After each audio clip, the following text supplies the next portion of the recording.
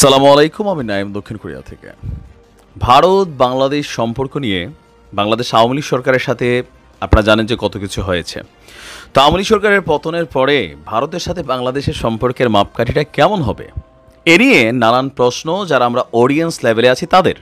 যেমন ধরেন জাতীয় সঙ্গীত পরিবর্তন, ভারতের সাথে সমানভাবে পাল্লা দেওয়া, অথবা ভারতের দেশ মানে জনগণকে যারা বাংলাদেশে চাকরি করে তাদেরকে বের করে দেওয়া। আবার ধরেন ভারতীয় পণ্য বয়কট, অনেক কিছু আমরা ডাক দিচ্ছি। কিন্তু আমাদের যে রাজনৈতিক দলের প্রধানরা আছেন বা অন্তর্বর্তীকালীন সরকার আছেন তারা ভারতের ব্যাপারে কতটুকু আসলে ভূমিকা নিচ্ছে। তবে আমরা হয়তো আবেগে কাজ করি, কিন্তু তারা বেসিক্যালি বিবেকেই কাজ করে। আসুন দেখি কি এমন ঘোষণা এলো যেখানে ভারতের জন্য খুবই পজিটিভ একটা ফিডব্যাক তৈরি হচ্ছে, আর এতে বাংলাদেশের বা কি লাভ ক্ষতি হবে। অর্থ এবং বাণিজ্য উপদেষ্টা ডক্টর সালেউদ্দিন আহমেদ বলছেন, ভারতের সাথে আমাদের যে চলমান বড় প্রকল্পগুলো আছে এগুলো নিয়ে কোনো সংকট হবে না, কোনো প্রকল্পের কাজও বন্ধ হবে না। কিন্তু দৃশ্যত অনেকগুলা কাজ বন্ধ আছে। আমাদের হাইওয়ে থেকে শুরু করে অনেক বড় বড় কাজ, এরকম যে আপনার যেই কী বলে উড়াল সেতু, বিভিন্ন কাজ কিন্তু বা জেটি, বন্দর, অনেক জায়গায় ভারতের বিভিন্ন নামি দামি কোম্পানি এখানে বিলিয়নস অফ ডলার কিন্তু ইনভেস্ট করেছিল। তো সরকারের প্রেক্ষাপট পরিবর্তনের পর অনেকেই বাংলাদেশ ছেড়ে ভেগে চলে গেছেন। তাদের যেই প্রকল্পগুলো চলমান ছিল সেগুলো থেমে গেছে, সেগুলোর দৃশ্যত কোনো কাজ হচ্ছে না। এই পরিস্থিতিতে ভারতের সাথেও ভিসাগত ইস্যুতে সম্পর্কের টানাপোড়েন, আবার ভারতের যারা শ্রমিক আছেন বা যারা কন্ট্রাক্টর আছেন বা যারা ইনভেস্টর আছেন তারা মনে করছেন যে এই পরিস্থিতিতে বাংলাদেশে এসে ব্যবসা করার আসলে খুব বড় কোনো পরিবেশ নেই। সেই জন্য তারা সরকারের সাথে বেশ কয়েক দফা মিটিং করেছেন। আর সেই মিটিংয়ের পরেই আমাদের ডক্টর সালেউদ্দিন আহমেদ তিনি আপনার ভারতীয় হাই কমিশনার প্রণয় ভার্মার সাথে একটা বৈঠক করেছিলেন। সেই বৈঠকের পর তিনি প্রেস ব্রিফিং দিয়েছেন, বলছেন যে ভারত আমাদের সবচেয়ে বড় ঘনিষ্ঠ প্রতিবেশী, তাদের সঙ্গে দীর্ঘদিনের সম্পর্ক রয়েছে।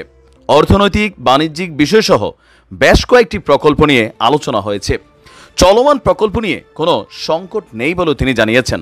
অর্থ উপদেষ্টা বলছেন, বিজ্ঞান প্রযুক্তি সহ আরও বড় প্রকল্পে দিল্লি আগ্রহ দেখিয়েছে। বিনিয়োগের ভালো জায়গা বাংলাদেশ। এ সময় বাংলাদেশে বিনিয়োগের জন্য ভারতকে আমাদের সরকারও আহ্বান জানিয়েছে। এদিকে ঢাকা দিল্লি একসঙ্গে আগের মতনই কাজ করবে বলে জানিয়েছে ভারতীয় হাই কমিশনার। ভারতীয় হাই কমিশনার বলছে, ভারতের সঙ্গে চলমান কোনো প্রকল্প স্থগিত করা হয়নি, সাময়িকভাবে কিছুটা হয়তো কাজ বন্ধ ছিল। বিজ্ঞান প্রযুক্তি সহ বেশ কিছু বড় প্রকল্পে ভারত কাজ করতে আগ্রহী। আশুগঞ্জ এবং আখাউড়া সড়কের মতন কিছু প্রকল্পের ঠিকাদার ভারতে চলে গেলেও দ্রুতই তারা পরিবেশটা শান্ত হলে ফিরে আসবে এবং কি প্রকল্পগুলোর কাজকে বেগবান করবে। ভারত থেকে বাংলাদেশের ঋণের অর্থ ছাড় করার বিষয়েও সমস্যা নেই। আগের মতোই এই সরকারের সাথে দ্বিপাক্ষিক সম্পর্ক এগিয়ে নেবে ভারত। এখন প্রশ্ন হচ্ছে, এতে আসলে জনগণের রিয়াকশনটা দুই টাইপের হয়েছে কেন? ভারতের জনগণ টু বাংলাদেশের জনগণ কখনোই সম্পর্ক খারাপ না। ভারতের ইকোনমি টু বাংলাদেশের ইকোনমি পারস্পরিক নির্ভরশীল।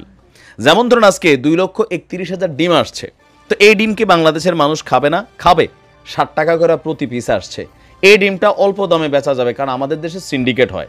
ভারত থেকে পেঁয়াজ না আসলে আমরা বিপদে পড়ি। তো এটা উৎপাদন করে কে? ভারতের সাধারণ জনগণ। কিনে কে? বাংলাদেশের সাধারণ জনগণ। ভারতের সাথে যে সমস্যাগুলা, এগুলা কিন্তু কোনো পণ্য লেনদেন এগুলা নিয়ে না। সমস্যা হচ্ছে, মূল সমস্যা তিস্তা সহ আরও কিছু বেশ প্রকল্প, নদীর ইস্যু, পাশাপাশি সীমান্তে হত্যা। এই দুইটা জিনিস বাদ দিলে আপনি ভারতের সাথে ওই রকম কোনো কিছু পাবেন না। বা আমাদের যে মাতারবাড়ি বন্দর অথবা তারা যে রেলপথ তৈরি করছে, এখানে আমরা আমাদের স্বার্থটা কতটুকু দেখছি, ভারতের স্বার্থটা কতটুকু দেখছি, এগুলার ক্যালকুলেশনের কারণেই আমরা যখন দেখি যে আমাদের স্বার্থটা কমে গেছে।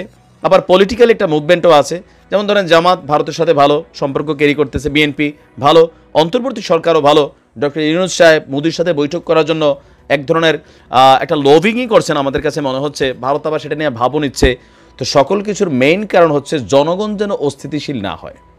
ভারতের রাজনৈতিক সরকার বাংলাদেশের জনগণের সাথে যদি সম্পর্ক ক্রিয়েট করে দেন, ভারত নিয়ে বাংলাদেশের মানুষের কোনো অ্যালার্জি নাই, কোনো অ্যালার্জি নেই। কিন্তু আমাদেরকে যখন নানানভাবে আমাদের নানান ইস্যুতে, নানান ন্যায্যতাতে তারা আমাদেরকে বাধাগ্রস্ত করে, ভারত সেনাবাহিনী পাঠায় দেবে, এই ধরনের উল্টাপাল্টা কথাবার্তা বলে, বাংলাদেশের সংখ্যালঘু নির্যাতন হচ্ছে, ভারতের নিয়ে ভূমিকা রাখবে, এগুলা নিয়ে মানুষের কনসার্ন তৈরি হয়। আমরা কি ভারতের ইস্যু নিয়ে এত কথা বলি? সো বুঝতে পারছেন যে আমরা আমজনতা অনেক কিছুই বলি, কিন্তু যারা সরকার চালায় তারা কিন্তু বোঝে যে কোন জায়গাটাতে ঝামেলা হলে কি হবে।